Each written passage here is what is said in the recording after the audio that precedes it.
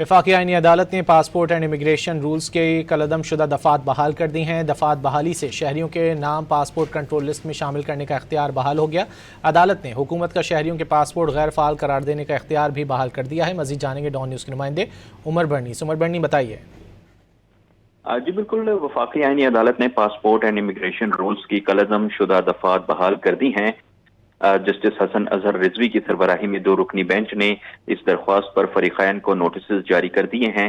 دوران سماعت جسٹس حسن اظہر رضوی نے استفسار کیا کہ کیا یہ ڈنکی لگا کر جانے والوں کا کیس ہے۔ ایڈیشنل اٹارنی جنرل عامر رحمان نے بتایا کہ فرحان علی نامی شہری غیر قانونی طور پر ایران گیا، جہاں سے ڈیپورٹ ہوا تھا۔ غیر قانونی اقدامات پر پاسپورٹ کنٹرول لسٹ میں نام شامل کیا گیا۔ پاسپورٹ کنٹرول لسٹ میں نام کی شمولیت اور پاسپورٹ غیر فعال ہونا چیلنج کیا گیا۔ جسٹس حسن اظہر رضوی نے دوبارہ استفسار کیا، یہ خود باہر جانے والا تھا یا لوگوں سے پیسہ لے کر اٹلی بھیجتا تھا، جس پر جو ایڈیشنل اٹارنی جنرل ہیں انہوں نے بتایا کہ اس حوالے سے FIA سے معلومات نہیں لی۔ لاہور ہائی کورٹ نے پاسپورٹ اینڈ امیگریشن کے رول 3 اور 10 کو کالعدم قرار دے دیا ہے۔ عدالت نے لاہور ہائی کورٹ کا فیصلہ معطل کرتے ہوئے سماعت غیر معینہ مدت تک کے لیے ملتوی کر دی۔ بہت شکریہ عمر برنی ان تفصیلات کے لیے۔